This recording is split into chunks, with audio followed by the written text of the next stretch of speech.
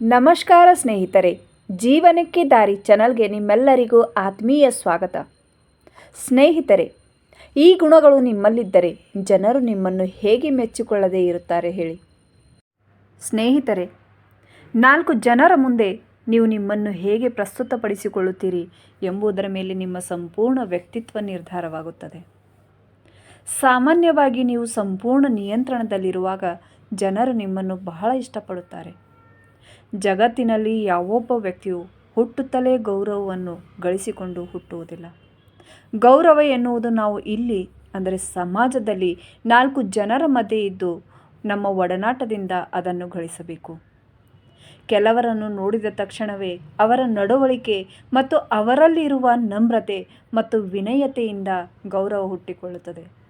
ಮತ್ತು ಇನ್ನೂ ಕೆಲವರ ಜೊತೆಗೆ ಕೆಲವು ದಿನಗಳ ಕಾಲ ಒಡನಾಟದಲ್ಲಿದ್ದರೆ ಅವರ ಬಗ್ಗೆ ಅರ್ಥವಾದ ಮೇಲೆ ಅವರ ಮೇಲೆ ಗೌರವ ಹುಟ್ಟುತ್ತದೆ.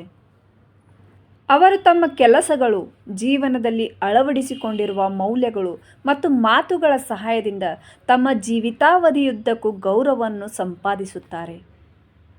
ಒಬ್ಬ ವ್ಯಕ್ತಿಯ ಸ್ವಭಾವ ಹೇಗೆ ಅಂತ ಹೇಳಲು ಕೆಲವು ಮುಖ್ಯವಾದ ವಿಷಯಗಳು ಇಲ್ಲಿವೆ.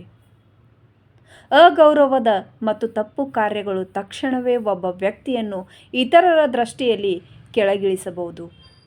ಆದ್ದರಿಂದ ವ್ಯಕ್ತಿಯು ಜನರೊಂದಿಗೆ ಹೇಗೆ ಇರಬೇಕು ಮತ್ತು ಮುಖ್ಯವಾಗಿ ಎಂಥ ಗುಣಗಳನ್ನು ಅಳವಡಿಸಿಕೊಳ್ಳಬೇಕು ಅಂತ ಇಲ್ಲಿ ನಾವು ಹೇಳುತ್ತೇವೆ.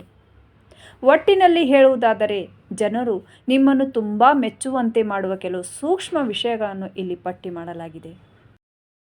ಮೊದಲನೆಯದಾಗಿ, ನಿಮ್ಮ ಭಾವನೆಗಳನ್ನು ನಿಯಂತ್ರಿಸುವುದು. ನೀವು ನಿಮ್ಮ ಭಾವನೆಗಳನ್ನು ಸಾಮಾನ್ಯಕ್ಕಿಂತ ಹೆಚ್ಚು ವ್ಯಕ್ತಪಡಿಸಿದರೆ ಜನರು ನಿಮ್ಮನ್ನು ತುಂಬ ದುರ್ಬಲ ಮತ್ತು ಭಾವನಾತ್ಮಕವಾಗಿ ನೋಡಬಹುದು. ಕೆಲವು ಭಾವನೆಗಳನ್ನು ತಮ್ಮಲ್ಲಿಯೇ ಇಟ್ಟುಕೊಳ್ಳಲು ಸಾಧ್ಯವಾಗದ ದುರ್ಬಲ ವ್ಯಕ್ತಿಯಾಗಿ ಜನರು ನಿಮ್ಮನ್ನು ನೋಡದಂತೆ ಇರಲು ನೀವು ನಿಮ್ಮ ಭಾವನೆಗಳನ್ನು ನಿಯಂತ್ರಿಸಿಕೊಳ್ಳುವುದನ್ನು ನೀವು ಕಲಿತುಕೊಳ್ಳಬೇಕು. 4 ಜನರ ಮುಂದೆ ನೀವು ನಿಮ್ಮನ್ನು ಹೇಗೆ ಪ್ರಸ್ತುತಪಡಿಸಿಕೊಳ್ಳುತ್ತೀರಿ ಎಂಬುದರ ಮೇಲೆ ನಿಮ್ಮ ಸಂಪೂರ್ಣ ವ್ಯಕ್ತಿತ್ವ ನಿರ್ಧಾರವಾಗಿರುತ್ತದೆ. ಸಾಮಾನ್ಯವಾಗಿ ನೀವು ಸಂಪೂರ್ಣ ನಿಯಂತ್ರಣದಲ್ಲಿರುವಾಗ ಜನರು ನಿಮ್ಮನ್ನು ಬಹಳ ಇಷ್ಟಪಡುತ್ತಾರೆ. ಎರಡನೆಯದಾಗಿ, ನಿಮ್ಮ ನೋಟದ ಬಗ್ಗೆ ನೀವು ಕಾಳಜಿ ವಹಿಸುವುದು. ನೀವು ನಿಮ್ಮ ಬಗ್ಗೆ ಕಾಳಜಿ ವಹಿಸಿದಾಗ ಮತ್ತು ನಿಮ್ಮ ಉಡುಗೆ ತೊಡುಗೆಗಳ ಕೌಶಲ್ಯಗಳ ಬಗ್ಗೆ ವಿಶೇಷ ಗಮನ ಹರಿಸಿದಾಗ ಜನರು ನಿಮ್ಮನ್ನು ವಿಭಿನ್ನವಾಗಿ ನೋಡುತ್ತಾರೆ. ನೀವು ಯಾವುದೇ ರೀತಿಯ ಸಂದರ್ಭಕ್ಕಾಗಿ ತೀಕ್ಷ್ಣವಾಗಿ ಉಡುಪುಗಳನ್ನು ಧರಿಸಿದರೆ ಜನರು ನಿಮ್ಮನ್ನು ತುಂಬಾ ಗೌರವದಿಂದ ನೋಡುತ್ತಾರೆ. ಮೂರನೆಯದಾಗಿ, ನಿಮ್ಮ ಗುರಿಗಳ ಬಗ್ಗೆ ಸ್ಪಷ್ಟವಾಗಿರುವುದು.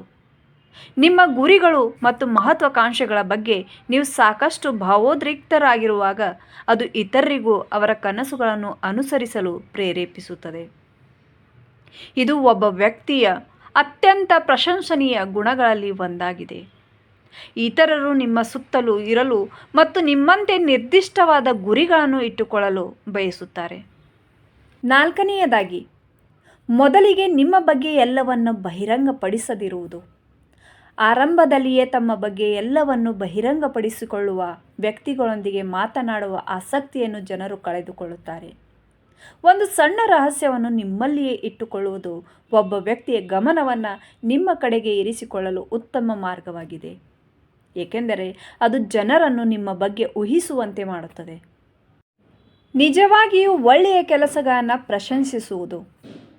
ನೀವು ಜನರ ಒಳ್ಳೆಯ ಕೆಲಸಗಳನ್ನು ಮೆಚ್ಚಿಕೊಂಡು ಅವರ ಕೆಲಸಗಳನ್ನು ಪ್ರಶಂಸಿಸುವುದು ಮತ್ತು ಹೀಗೆ ಮಾಡದೇ ಇದ್ದಾಗ ನಿಮ್ಮ ಮೌಲ್ಯವು ಇದ್ದಕ್ಕಿದ್ದಂತೆ ಕುಸಿಯಬಹುದು.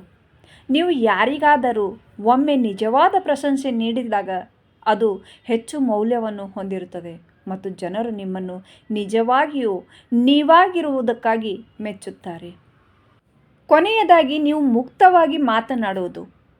ಪರಿಣಾಮಗಳು ಏನೇ ಇರಲಿ, ಎಲ್ಲರ ಮುಂದೆ ತಮ್ಮ ಮನಸ್ಸಿನಲ್ಲಿರುವ ಮಾತನ್ನು ನೇರವಾಗಿ ವ್ಯಕ್ತಪಡಿಸುವ ಧೈರ್ಯವನ್ನು ಹೊಂದಿರುವ ವ್ಯಕ್ತಿಯು ಎಲ್ಲರಿಂದಲೂ ಗೌರವಿಸಲ್ಪಡುತ್ತಾನೆ ಮತ್ತು ಪ್ರಶಂಸಿಸಲ್ಪಡುತ್ತಾನೆ. ಹಾಗೆ ಮಾಡಲು ಆ ವ್ಯಕ್ತಿಗೆ ಧೈರ್ಯ ಇರಬೇಕು. ಸ್ನೇಹಿತರೆ, ಈ ಎಲ್ಲ ಗುಣಗಳು ನಿಮ್ಮ ಜೀವನದಲ್ಲಿ ನೀವು ಅಳವಡಿಸಿಕೊಂಡಿದ್ದರೆ ನಿಮಗೆ ಖಂಡಿತವಾಗಿಯೂ ಗೌರವ ಸಿಕ್ಕೇ ಸಿಗುತ್ತೆ ಅಂತ ಹೇಳುತ್ತಾ ಇವತ್ತಿನ ಈ ವಿಷಯವನ್ನು ಇಲ್ಲಿಗೆ ನಿಲ್ಲಿಸುತ್ತೇನೆ. ವಿಷಯ ಇಷ್ಟವಾದರೆ ವಿಡಿಯೋಗೆ ಲೈಕ್ ಮಾಡಿ, ಶೇರ್ ಮಾಡಿ ಮತ್ತು ಚಾನಲ್ ಮೇಲೆ ನೀವು ಹೊಸಬರಾಗಿದ್ದರೆ ಪ್ಲೀಸ್ ಚಾನಲ್ಗೆ ಸಬ್ಸ್ಕ್ರೈಬ್ ಮಾಡಲು ಮರೆಯದಿರಿ. ಮತ್ತೆ ಭೇಟಿಯಾಗೋಣ ಮತ್ತೊಂದು ಹೊಸ ವಿಷಯದ ಮೂಲಕ. ಅಲ್ಲಿಯವರೆಗೂ ಧನ್ಯವಾದಗಳು.